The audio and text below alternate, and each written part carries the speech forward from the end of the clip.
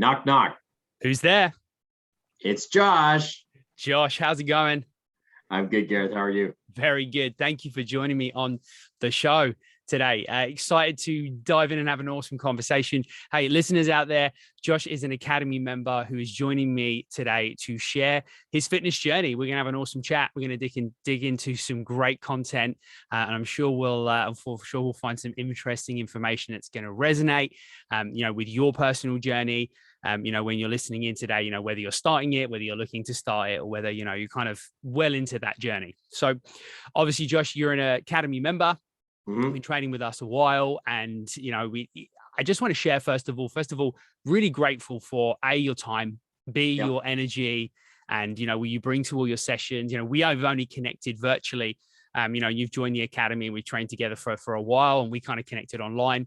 So it's nice for me to just have a bit more of an in-depth conversation, but, Sure. I just appreciate you coming to each session with energy, with commitment, and, just showing up every single time. And, I always say, show up with whatever energy you have on the day, and that's okay, but yours is always much appreciated. So thank you for that.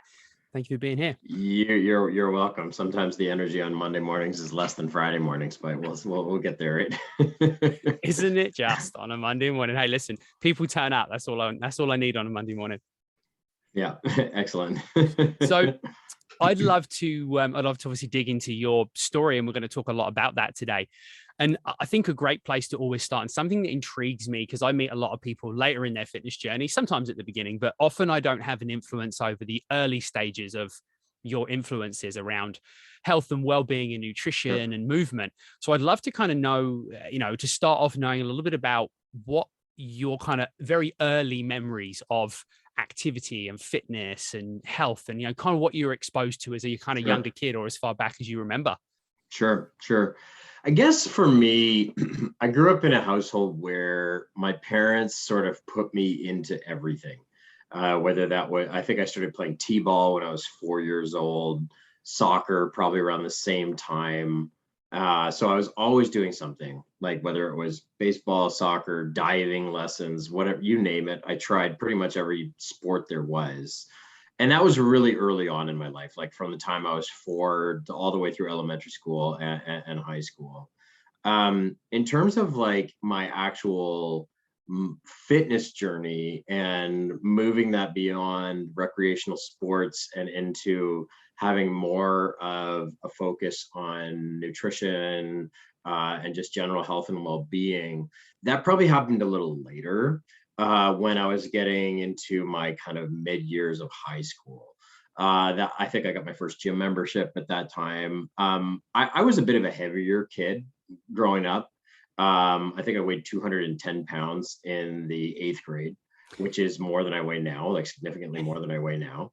And so I struggled with that a little bit. And then when I got into high school a little bit, kind of went on a bit of a growth spurt, and then was able to sign up for gym membership, and then just started all of a sudden paying more attention to weightlifting and nutrition and just generally trying to be a little bit healthier. And so that, combined with some of the sports that I was playing at the time, really paved the way to like kind of me make a big change. Lost like 40 pounds, and kind of transformed my whole confidence level. And since then, I've gone through ups and downs, like throughout the way, where, at certain points I'm like really into it and really focused and dialed in on just being healthy. And at other times you kind of like slack off a little bit, to be honest with you. Yeah. And so then I've kind of had to like regain my motivation and momentum at different points throughout the way. And right now I'm at a point where I'm kind of like motivated and really passionate and as you see, like working out with you like 4 times a week, doing other things at the same point. So it's like it's been an ebb and flow for me. But at the very beginning, it kind of started with like sports as a young child, and then getting more into weightlifting and kind of fitness related stuff as I was probably like 16, 17 years old. Yeah. It's funny how, that part of our journeys personally is similar. I didn't have a lot of the sport and stuff growing up as a kid, but, getting into that kind of later in the teen years is a very similar thing to kind of where my journey was. So obviously with sport and activity being something you saw was the nutrition and kind of, the eating habits and stuff, or did that contribute, and I guess your kind of influences around that contribute to you gaining that weight? Or was it more of a, were you more sedentary in those years maybe? But it sounds like you were playing sports still. Yeah, I think if I could sum it up, like I had like a real sugar issue as a kid. Like I used to drink like a 44-ounce Slurpee from 7-Eleven like nearly every day. And so I don't think any amount of sports was going to like counteract that amount of like sugar intake at the time. And there was a point where around 8th grade, I started playing a lot more basketball. I was on my elementary school team. I was on a traveling team. And between playing just so much basketball, and then also I pretty much just cut out the pop, to be honest with you. And then that made a huge difference between the increased physical activity, the decreased sugar intake, and then that made a huge difference. It wasn't that much long after that I kind of was in high school. I think I may have even lied on my Good Life application about the age that I was, because I don't think I was supposed to sign up at the time that I was. So hopefully no Good Life people are listening. But I think that I had like embellished my age a little bit. And at the time I knew a trainer who was there who kind of showed me the ropes a little bit. And so between that and then all kinds of different things like that's really what sort of made a difference a little bit, at least at that point in my life. Yeah, for sure. And I think that, there's some really important things that anyone listening on any stage of their journey may have picked up that I want to go back to. And number one is it's so easy to overconsume something that's very sweet and very palatable. So from a nutrition standpoint, and that resonates a lot with me because I am big sweet tooth. I am the sweet tooth in this house for sure. And that's something that I have to just be aware of. Like it's not something that I restrict massively, but I'm just aware that it slips into that habit, right? If I allow it to. And it's also for people to be aware. You mentioned the balance, right? Like activity goes up a little bit, you're consuming less sugar, so overall less calories. You get that balance, and that kind of comes around to the basic, the science of nutrition, and that's how it works. But it's so important that to people to realize that when we consume a lot of calories in our liquid, that makes a huge difference because it doesn't fill us up, and we miss it. And to your point, you get a 44-ounce Slurpee and 600 probably plus calories, or for the maturer drinker that maybe isn't drinking a Slurpee, might be drinking a high calorie coffee based drink that's probably similar. So it's easy for us to consume. And that's not to say those things are off limits, but being aware that could be 25% of the intake that you need in a day. So it's really easy to overconsume without that knowledge around it, right? Yeah. Oh, that's been true. And like while I was younger, it was Slurpees. When I was in university, it was beers, and now it might be still beers and cookies or whatever. Like there's always something that you kind of have to be mindful of, and that it is easy to overdo it because like I guess like I do quite a bit of physical activity now, but I always am reminded that a poor diet you can never like outwork out your diet because it's so easy to be overindulgent with just like a couple pops or a couple drinks or a couple coffees or whatever it is. You know what I mean? That could be your whole workout right there, and then the rest of your day is shot. Yeah, absolutely. Yeah, it's really hard for most people. It's hard to exercise at all for a lot of people, and then even for people that are active like yourself, like other academy members, is to exercise any more or any harder would be really difficult. And to your point, eating a bag of chips is not difficult. Yeah, no, that really is it, right? Like, one bag of chips is like 3 workouts. Yeah, I'm like, oh, the math there, and I don't like those odds. So no, being mindful of those things is key, and really just a really important message. So with sport, I mean, and then we'll dig into this a little bit with the kind of rest of the journey, but I feel like that sport base is so impactful for a lot of people. Like, I didn't really have that as a kid. I didn't start sport till I was about 14 or 15.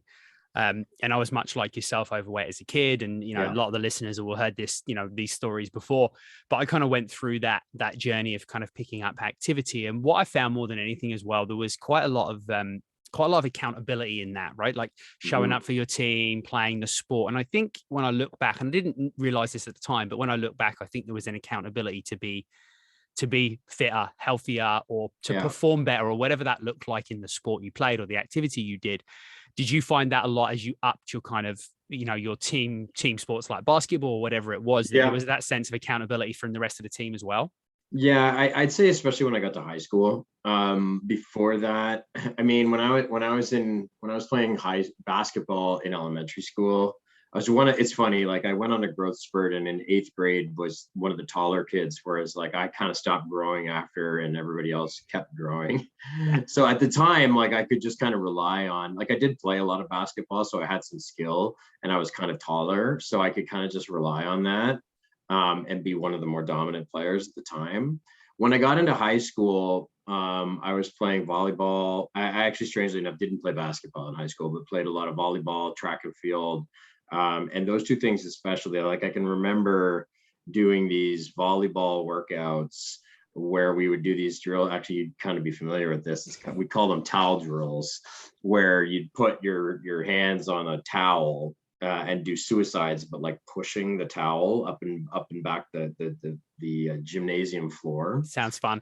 It was terrible. Like I couldn't walk down the stairs afterwards. And so it was really like getting into that point in my life, and track and field also, where we just do these ridiculous workouts where you'd feel like you're going to vomit afterwards.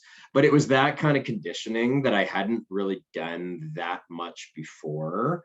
That was sort of the first time that I kind of encountered what you're talking about, which was like the pressure to, okay, I'm on a relay team. If we want to perform well, we all got to commit to doing these like sprint workouts or whatever it was at the time, right? So I'd say like getting into my teenage years was when there was more of that like real, like in my elementary school years playing, while I played a lot of sport, it was a little bit more of like just like the neighborhood thing to do. Whereas as you got older, sticking with the sport meant you were more committed to it, and your teammates were more committed to it. And if you wanted to succeed, then you needed to train harder. Yeah. Would you say, in your experience, would you say you view that as healthy competition? Yeah. Oh yeah, for sure. Like Yeah. I also wouldn't necessarily say I'm like the most naturally gifted athlete that there is. Like I kind of have flat feet, and I've always been like naturally a little bit more on the heavier side. And so some of my friends were just like, they're like gazelles that they could just run and run and run, and they were super quick and could jump super high and whatever.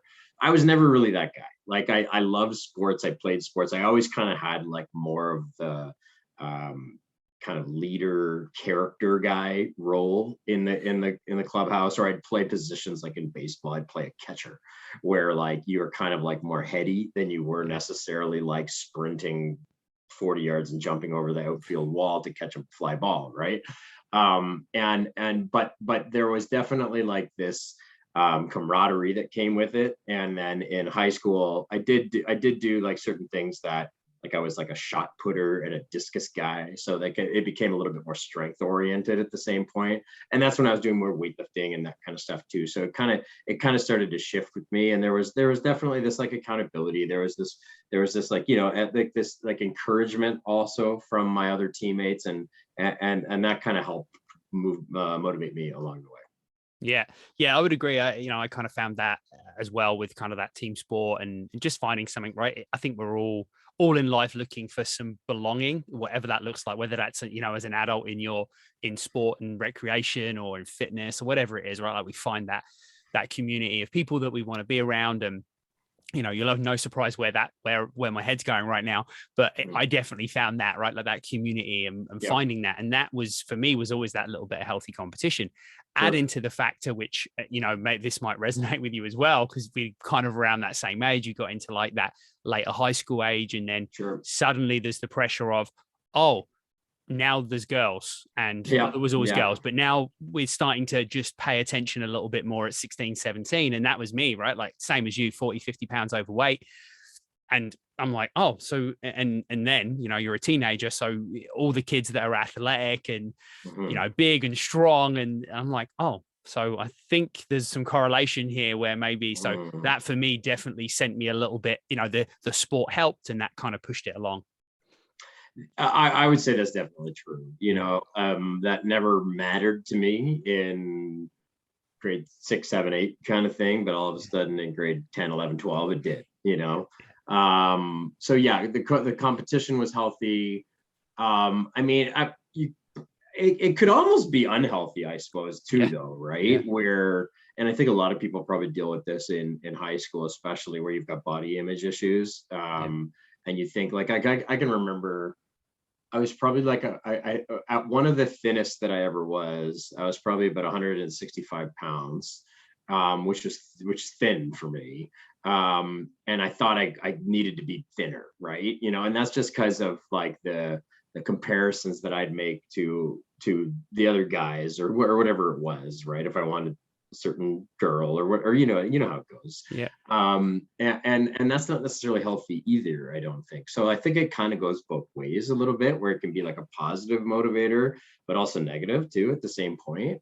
And it wasn't really probably till university where I started just sort of feeling more comfortable in my own skin, regardless of like what other people might have thought of me, where I could really just sort of be. Yeah. That's definitely and great to hear that came kind of still fairly early in life too, right? Because that's a tough time, right? Like, late teens, early 20s. Now there's a lot. And I think as well that you made some really important points that I think people need to really take on board, because I think there's still a kind of general understanding, it's not, I don't know if it's a stigma, if that's the right word, but that happens a lot with girls and not with boys in high school. And in my experience, it's, my personal experience is just as bad, from the stories I've heard from, people I've trained and people in my life. And I've had that. And it's funny how Nikki has a very different, she grew up in performing arts and dance. There was always a lot of pressure with that stuff, but she didn't really grow up with that kind of, that she felt she had that pressure as a Right. girl growing up through school. But I had it a lot, much like you said, right? And it can be a very delicate subject. And it, for me, it took a lot longer than like university age. It took me like well into my 30s to start to figure that out. Yeah. So it can definitely have that effect. And, when you play sports as well, it's far from it can be supportive and you get that accountability, but it can be far from kind and caring when it comes to what people look like and the weight they are. You're playing against an opposing team. They do anything to one up you. And, so you get a lot of that, and it starts to, again, not that I noticed it at the time, but looking back on it, I'm like, oh yeah, that probably did affect me quite a lot through those kind of years. Yeah. Yeah. I would absolutely think so. Like, when I think back to just the level of confidence that I had, that was a significant factor. And it took me years to become like a really confident person. Yeah. I think that there was like ways that I would sort of mask it as a kid. And I would present myself as a really confident person, but in certain instances I would actually not be. But it took a while to like really find my way. Yeah, I think that's it's a good message for anyone listening, but definitely for men listening.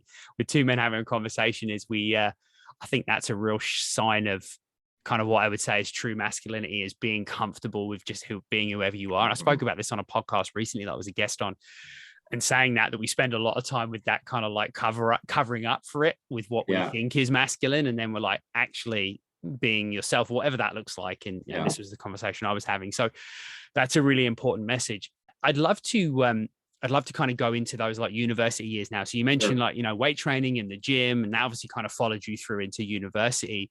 Did you continue with the sports in university, or did it kind of shift more to like the gym and that sort of stuff? I've gone through like many different sort of phases. When I first moved away to university, I kind of almost stopped everything, to be honest with you. I think I was just living in a new city and going out and meeting people and having fun. And at the time I was in pretty good shape already. I didn't need to like, plus, metabolism of a 19-year-old. I didn't need to work all that hard at it at the time. And even like I used to work at the beer store, and so my work was kind of physical at the same time. And anyway, I didn't particularly work all that hard at it, and it was fine. But it was like a little bit later, I started playing ultimate frisbee at school, and that is like one hell of a workout. I don't know if you've ever played, but it is like, I remember the first time I played, like just thinking I was going to faint afterwards because it's just nonstop running, right? So that was kind of like a finding sport again. And then I remember at the time I was like, I can't play unless I get into better cardiovascular shape again. And I started running. And so at the time I wasn't doing a lot of weight training at the time, but was doing a lot of cardio. I started doing some 5K races, which was really at the time to sort of like aid my ultimate playing, but then kind of started enjoying running at the same point too. So then I started doing a 10K and a 15K, and then built my way up to some half marathons. And so at the time, for a while, I was really into running at the same point too. And then, but it's kind of interesting because even though I had started off weightlifting, I kind of like lost it for a while, and then I was intimidated by it. And when I would like try to go to the gym or something, I would, see all these big guys lifting and doing squats or bench presses or whatever it was. And I wouldn't be like entirely confident in my own technique or my own ability and that kind of stuff. And I would avoid it. And then I had some friends who were really into lifting. And so I started going with them, and they kind of showed me the ropes and whatever. And I really do credit them quite a bit with getting me back into it. And so we go to the gym every Saturday morning and do some pretty heavy like weight workouts. And so that started to shift. And then I kind of like lost interest in the running component of it a little bit, just because it felt so monotonous to me. And so I've really kind of gone through these different phases where now I do, obviously with the Nock Academy, we do like a wide variety of mix of cardio, HIIT, different types of workouts. I still do heavier weight workouts. I'm also really into spinning, which I find to be like a really engaging workout. And so I've found that just by keeping things interesting and changing things, it's helped me stay motivated. Yeah, it's for sure. And it sounds like a lot of it, and I think this is true, because I think we really do kind of those habits as we go through as a kid and what we do. And, you'll always hear that, right? Like that movement quality, as we have in a younger age really sets us up. But it also sounds like there's lots of performance driven things for you as well, which is going to be that sporting background, right? Like finding the running, and then it's, I can perform at this and I can do better. And I think that's such a great message well, definitely for anyone with kids. Like if you can put your kids in, and don't get me wrong, you got to put them in what they enjoy to do, like anyone, they need to enjoy it, but something that kind of performance driven is, it gives them a really good kind of internal measure of things. When I choose an activity, I'm going to choose something where I can use performance as that goal. And there's going to be other things that influence it, but that really, really helps. And I think that keeps us away maybe from the messaging around having to burn calories. It's that kind of thing, right? It's interesting, right? Like, I wear like a Fitbit, and monitor my own outputs during all of our workouts in the morning and pretty much everything I do. And that's been a cool thing for me, just sort of being mindful of like how much I can push myself.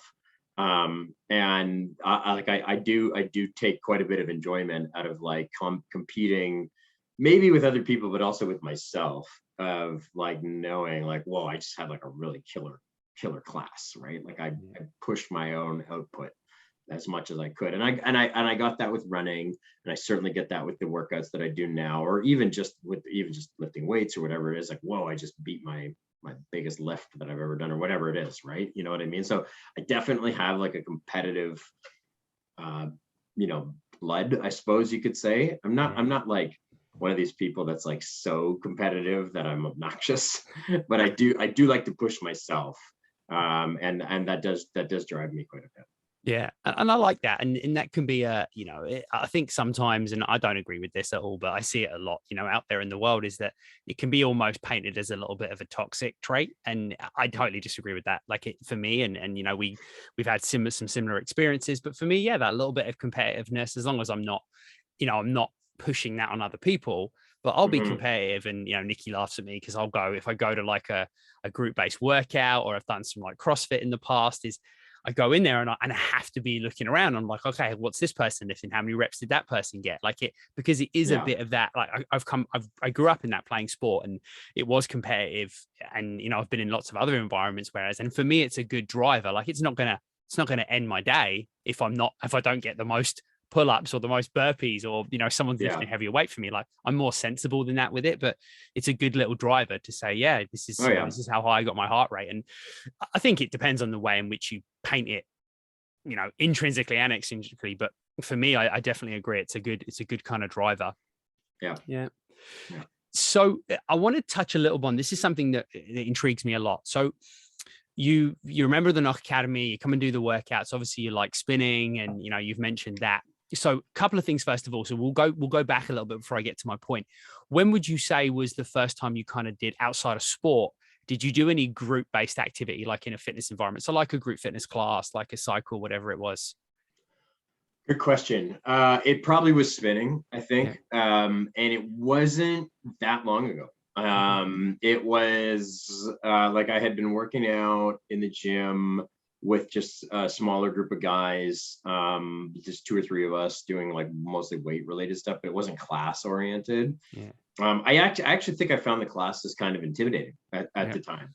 And then, but I've been an avid cyclist for a long time, and then just decided to try a spin class. Actually, before I even did that, I would try just getting on the bikes where you could do like the pre-programmed classes and that kind of stuff. So I kind of had kind of like bridged that gap a little, and then started going to the actual classes, where I immediately just was like, wow, this is really engaging. Because that was one of my biggest complaints about cardio, was that you kind of like just get on a treadmill and just run like a hamster on a wheel for 20-30 minutes, and it just felt excruciatingly boring to me. Whereas the spin workouts are like, was one of the ones where I started feeling like really engaged, and they to this day are one of the ones that make me push myself the hardest. So that was only probably 3 years ago, maybe. Like that wasn't that long ago. So this has been a kind of a more recent development in my journey. Yeah, I love that. Now, so a couple of questions. So when you say you were intimidated, were you intimidated by the intensity, the environment, and was a factor of that also that the majority of people in there, and I'm making an assumption that they were, because they typically are, that the vast majority of people in there were women? No, I don't think the women part had anything to do with it. You're right. It normally is now, in many of the classes that I do now, it is mostly women. And I don't think that had as much to do with it as much as it was like, it felt more like everybody in there knew exactly what they were doing. They knew how to set up their bikes, and they knew like all the parts of the class, and they knew, so there was like this, like, I don't know what I'm doing component of it. That was very intimidating for me, because some of the places that I've gone, the instructors are really, really excellent at, and you're like this with anybody who joins your class, making sure you take extra time with someone who might be new to explain every little nuance of what they need to do. But before I ever went, that was really intimidating. Like, I don't know how to set up my bike, or I don't know if you're doing, like what's the classes they used to call, like one of the ones at Good Life with the anyway, the ones with the weights, and I can't remember the name. Oh yeah, like a body pump class. Yeah, body pump. Thank you. But something like that, right? Where I'm like, I don't even know what equipment I need. I don't know all these sorts of things. And so like those are sorts of things that, or even like when I started coming to the Nock Academy, just not knowing how much I could push myself. So there was this like familiarity thing that I had to get over, more so than it was an issue of being like a male female thing. Yeah, it always interests me, because quite frankly, I always thought it was a great place to work out, because I'm like, oh, there's a room full of women here working out. I'm like, I was quite welcome to go in and do it, and I started quite young with it, and it interests me that I never really had that either. But when I speak to a lot of men that don't come and do group-based activity, that's a lot of the reason why. I personally think it's probably just an ego thing, that we all sometimes have a little bit, but it always fascinates me to find out, what those stumbling blocks are, because it's really important, obviously, as a business, but just because I'm curious to know, because they are typically there. But, as you've seen, the workouts are, really varied, and they really do touch on so many things that all of us need to do, male or female. So, it's important then, and for me, trying to break those barriers down to, getting more men coming into group-based activity is important.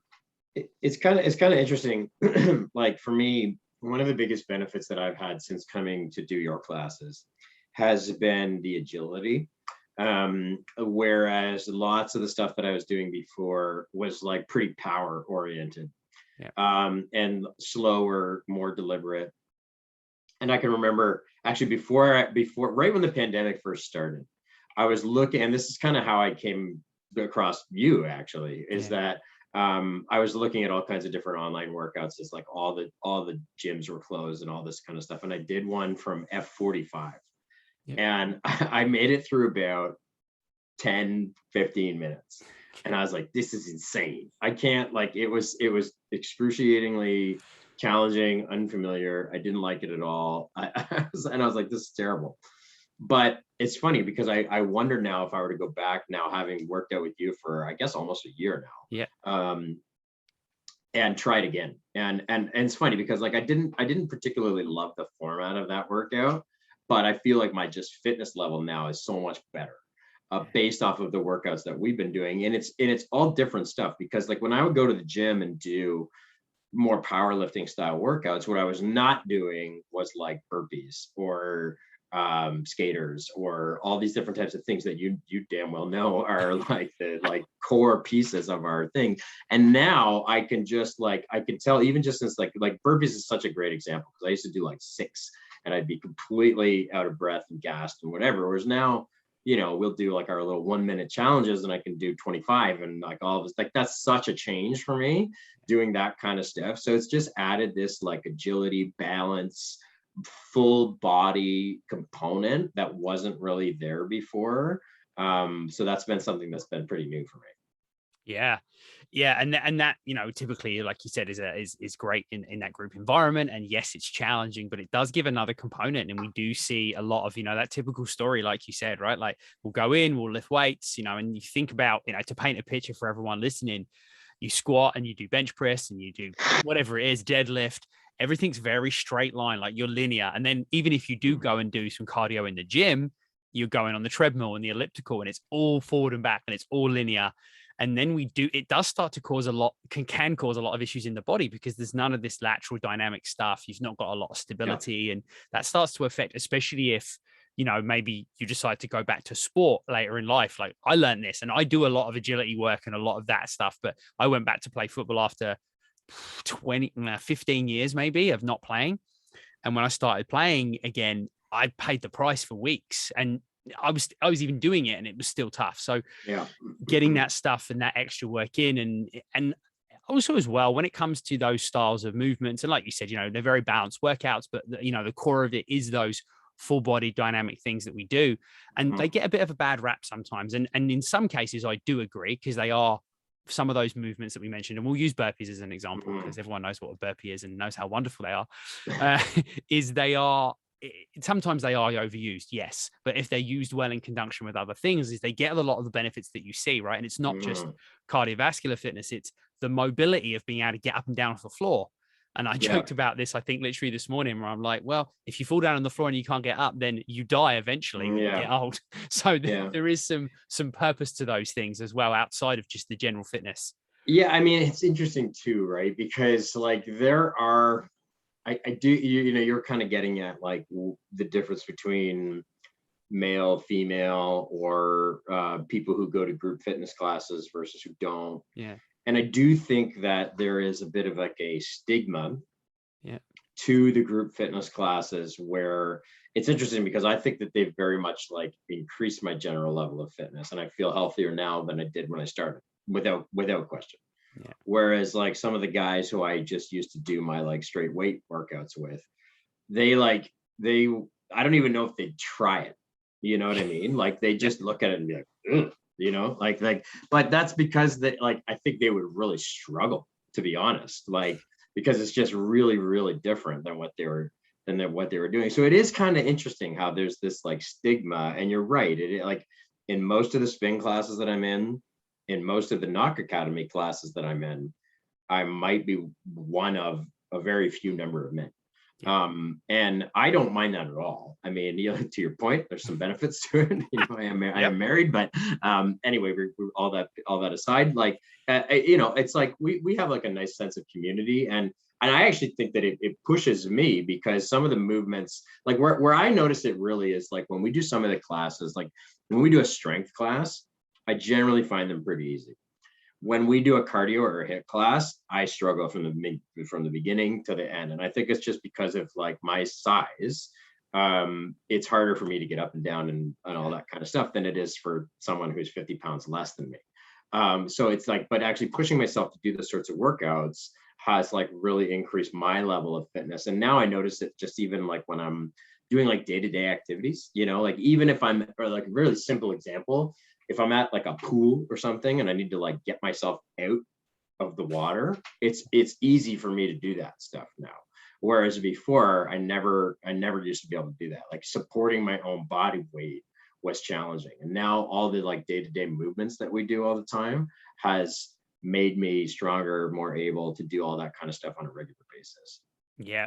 Yeah. There's such a huge amount of that benefits. And that's not also to say that people aren't getting that from other types of exercise, but it's just, it is hard. And quite frankly, for me, like I always joke about this, Mike, I'm glad everyone turned up this morning because, you know, I'm teaching a style of workout where I'm doing a lot of it. I don't know if I'm doing that on my own. Like if I work out on my own, I'm generally lifting.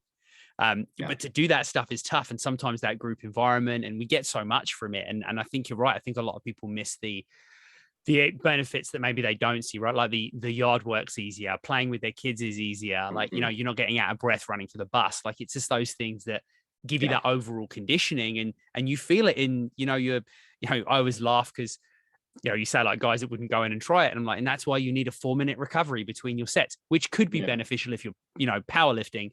But for a lot of people, I'm like, you've got to need a 3-minute rest because you're out of breath from lifting, you know, a set of bench press or whatever it is. So it's finding that balance between those things is so important. And I think a lot of people miss it. And to your point, I think because people don't want to try it. And I think as men, we typically let our ego get in the way of a lot of things. And sometimes it's missing out maybe on that group environment.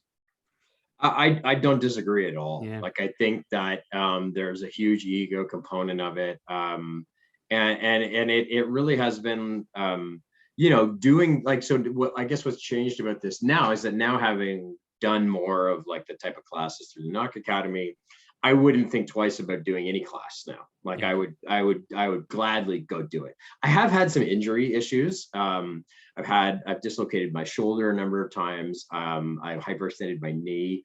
That's through sport. But so I'm a bit mindful of some of the activities that I do so as to not injure myself again.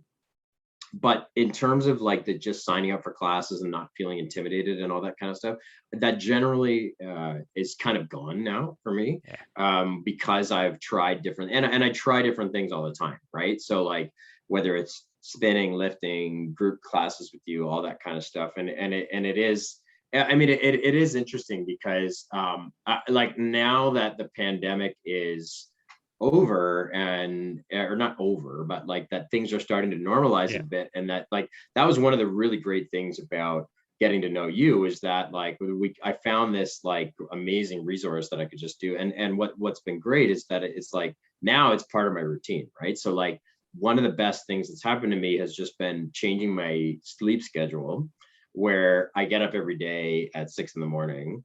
and do a class immediately. Which before I would find lots of excuses to not do something. You know, I'd go to work, I'd come home, be like, I'll go to the gym later, and then not go. Whereas now just doing it immediately has made a huge difference. So like, it's been like that's been like a really significant change. And then the accountability of like logging in and knowing that you're going to be there, or the community of people who I now know, even though it's only virtual, are all going to be there. That makes a huge difference, rather than just, you know, doing a Peloton workout or something like that, where there's no like two-way connection between the whole thing. Yeah. And, you know, so many key things there to go back to. Number one, the habit building and that consistency, and seeing how it influences the routine, right? Like when you find that thing that you realize why it's important to you, clearly, like you said, you know, you feel better, it's energizing, you get up, get it done. You know, for me, it's definitely and I'm not sure if you find this the same as well, that when I do that in the morning, like it totally changes the way I approach my day, because I've moved and it's kind of set that in motion for the rest of my day. And those things, you know, and I always joke to people, I'm like, when you connect to that, then you're like, all right, it's 10 p.m. I need to be asleep because I've got to be up to work out or whatever. Right. And that's that motivation to do those things. 100%. For on so many levels. It also, like, usually, like, another change that's sort of instilled in me is that, like, I'll do a workout right away and then I'll eat a big breakfast after. I never used to eat breakfast. And now if I don't eat breakfast, I like don't feel like a human being after. And so, like, doing this workout and then having this big meal where I fuel my day with generally like really high protein, good quality stuff. You're absolutely right. If I don't do it, I just feel lethargic the entire day. And so that's definitely something where, like, I'm doing a morning workout pretty much every day. Yeah. So and I'm a big advocate of that. And, you know, there's many schools of thoughts out there and there'll be lots of things to suggest other things for other reasons. But I'm a big advocate of that. I'll always work out in the morning, and I'm the same. If I get to midday, I'm not working out. I'm done. I'm like, there's too many other things and life takes over, and, you know, and then there's so many other factors in there. Whereas in the morning, I really got nothing to stop me. So that's a really important point. And I think lots of people that'll resonate with a lot of people. And even if you're thinking to yourself why maybe you're not finding that routine or you're not getting to bed soon enough, is connecting to those things and really noticing. I like the comparison of what I feel like when I don't do it, or what I felt like, you know, in previous years when maybe I haven't worked out as consistently, is really important. And then the other thing I wanted to go back to, which I think is really important, is the community aspect of it, that accountability. And this is what we really try and sell. And this is part and parcel of why this podcast exists, is to hear those testimonials of how different it is when you have a group of people that you can see, that you can connect with. You know that I've got my registration list sitting there on my software ready, and I know who's meant to be there, and I know when you're not there, and I'm expecting people to turn up. And that's been such an impact. And, you know, we touched on earlier how, you know, it's impacted in team sports and everything else, and the same kind of mentality, but it is such a vital part. And, you know, I think you basically said, you know, it's so easy to not turn up when no one else is expecting you. It's funny though, too, like there's something even more straightforward than that. It's nice to just have someone tell you what to do. You know what I mean? Like, and so it's nice to, like, you know, like this morning, it was 6:30 on Monday morning, which is not typically my favorite and most engaged time of day or week. But, you know, I just had to, like, I just knew I had to get there, you know, I had to get there. And then you're like, okay, do this and then do this and then this and then this. Okay, I don't even have to think about it. I'm not even awake yet, but I can do it, you know? And so there's something about just being told what to do. And then, you know, throw in the community aspect on top of it, where, you know, now that we kind of know some of the community members, we have a little bit of a banter back and forth, and we have a banter with you and all that kind of stuff. And it kind of creates this like lighthearted community nature to the whole thing. But I do think that there's like a significant part of it that's just like, okay, tell me what I need to do, and then I'll and time me and do whatever else it is, and then it's easier, right? And it's kind of like you don't have to think about it as much or motivate yourself. It's just and I know if I stop, you're gonna see it, and then and then I'm like, okay, gotta keep going. Yeah. And that, you know, that's kind of where I think we landed on, you know, what was so pivotal in the business when we decided to launch with it. And, you know, and paint the picture as well for everyone listening, because I know a lot of you listen to the podcast are not members of the Academy. And, you know, to give you an idea, is that we have a massive coaching screen in the studio, and we literally see everyone. So just imagine any video conference call that you've been on, and everyone's been on those the last couple of years, is that I can literally see everybody. So I know I can tell when people are having a crappy day. I can tell when people are struggling a little bit physically. I can tell when they need a kick up the arse, you know, to get moving on something or need a correction on something. And that is really that was the key thing for me that I wouldn't let go of, is that ability to actually coach and it be interactive. Because that, you know, like you said, is the deal breaker, because it's combined, right? Because you could say, well, I can put a YouTube video on and someone will tell me what to do, but I can also stop whenever I want. Yeah, and I definitely have done that many times, right? And I even just like, I don't know, I'm an extroverted person, so I like being able to like banter back and forth, right? And you're asking like, oh, how about the drop squats? And I'm like, go screw yourself, you know, or whatever it is, right? Which happens every day. But I like that component of it, right? Because it's kind of like this, like, you know, I guess it kind of goes back to the sport component of it. it's the team part, right? Where it's Yeah. like kind of where everybody's in it together, we're doing things, and it's helpful. Yeah, and I couldn't agree more. And it's so powerful. And I've had a big, a long standing career in the industry, and have done many things in many environments. And I love group fitness for that reason, because you're kind of in it together. Personal training really wasn't my thing. I did it, and I did it successfully, but it never really connected in the same way for that reason, because I needed to be able to play off of kind of everyone's energy and get a little bit from everyone. And I'm actually not very extroverted naturally. So for me, I had to having more people That's to surprising. play off of. Yeah, I know, right?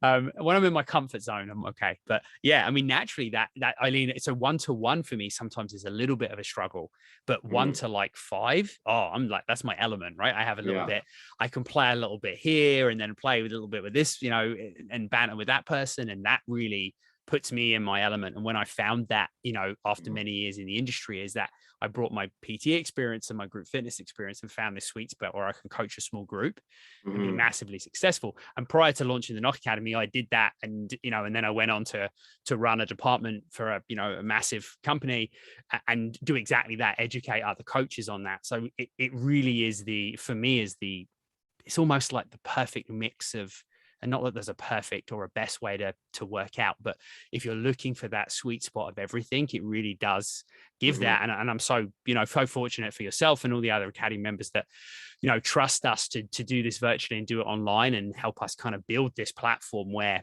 this is a thing that's still possible, even when, people are all around the country. Yeah, it's true. Yeah, it's been great to be able to just do it and what's been interesting is, like, I don't have a lot of space in my house, right? Like, I mean, you see the kind of like gymnastics that I have to go through to do some of the exercises that we do, but it's been amazing to me how effective it's been able to be with relatively little equipment and little space. And in 45 minutes a day, get a really good workout at. So it's been great.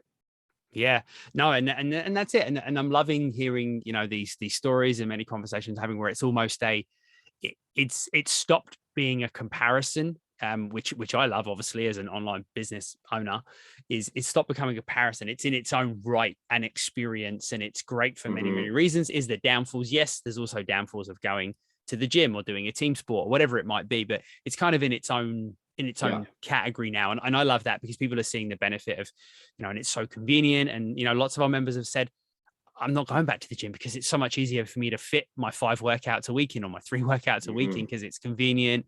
I can do it in my lunch break. I can log on from anywhere. Now, you saw some of the workouts, people logging on from the cottage in the summer or whatever, right? And it helps you with that, to your point earlier, that consistency. So really, really important. So I want to, we kind of coming up on nearly on time. We're going to wrap up the show soon, but I'd love to just kind of hear, what kind of if you want to share, like what your kind of current goals are, what you want to kind of, work on. You mentioned that it's kind of gone up and down. Have you got any kind of new goals moving forward or anything else you want to share? Yeah, I mean, so like, it's funny, like I kind of mentioned to you before, that I've kind of had like numerous ebbs and flows, I suppose, through my life of just generally being more or less in shape. And I'm actually kind of like, recently, like I've lost like about 30 pounds ever since in the last year and a bit. So that's been like, I've been kind of like getting back into a really good groove, and a large part of it is from the work that I've been doing with you. So my current goal is really to just continue that. I think before, I was not sleeping all that well.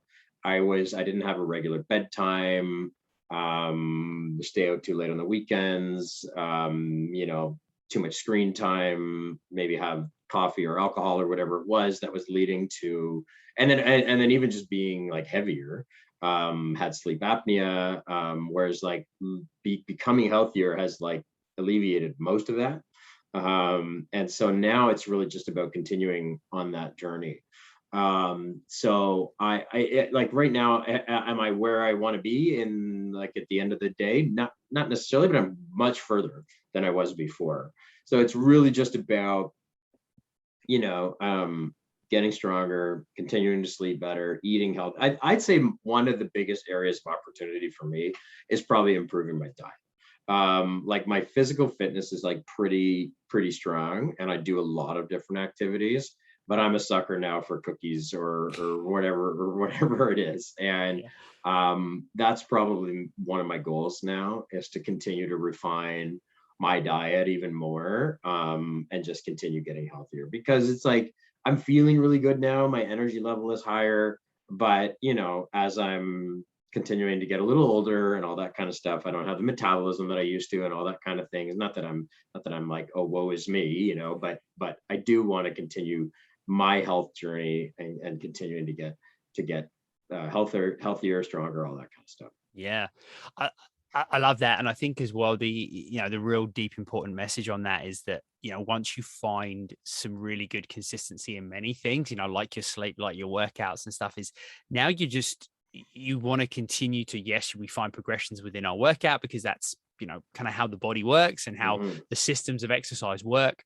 But it's that maybe reducing that kind of ebb and flow, right? That Yeah. up and down. And if we're all able to find that, and I think we just find that through general maturity. Like I'm just turned 40, and it's the same for me. I've kind of realized that actually, what, consistency is the key. Like I did the same Mhm. thing, right?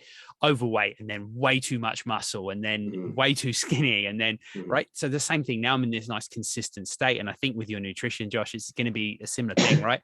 Is finding that consistency and finding that balance. Like you found the balance with, mobility and agility with Mhm. your strength Mhm. training. And when you find that with nutrition as well, like they all kind of come together, but that consistency is the key component. So, and that's a really great message to kind of finish the show on, because Mhm. everyone that's listening, and, we appreciate you tuning in, is remember that consistency is going to Mhm. be your key, and it's going to Yeah. override those other things every time.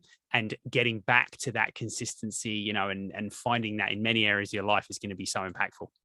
Yeah. Yeah. I mean, it's been just a simple change of trying to go to bed and get up at similar times has made a monumental difference. And so from a consistency standpoint, I'm sure there are so many other things that are like that too. Yeah, no, 100%. And actually, I think Nikki and I are going to record a little sleep hygiene episode coming up soon. So keep tuning in, everyone, and you can check out some more stuff about that, because it's something I'm quite interested in, kind of learning more about and sharing that on the show. So, look, Josh, I really appreciate it. We're coming up on time, so we're going to wrap up the show. I just want to thank you for sharing your story and just Mhm. having such a nice, relaxed chat. Nothing better than a podcast episode where I forget that we're recording a podcast, and we're Yeah. just going to have a chat and put it on the internet. So absolutely amazing. Like I said, I appreciate your energy and just the way you show up all the time. Yeah. Um, My pleasure. yeah. And that's it. Everyone else, thank you for listening. We Mhm. appreciate you tuning in. I hope you picked up a lot from the show today. And if there was something that you really think would benefit yourself and maybe someone else, please share the episode with someone that you love and care about. It helps us get the message out there. It helps us build our community, both the inner and the outer community, which hopefully just continues to make a massive impact in the world. So thank you for tuning in. Josh, thank you. You're awesome. I appreciate you. And we'll catch everybody on the next episode. Absolutely.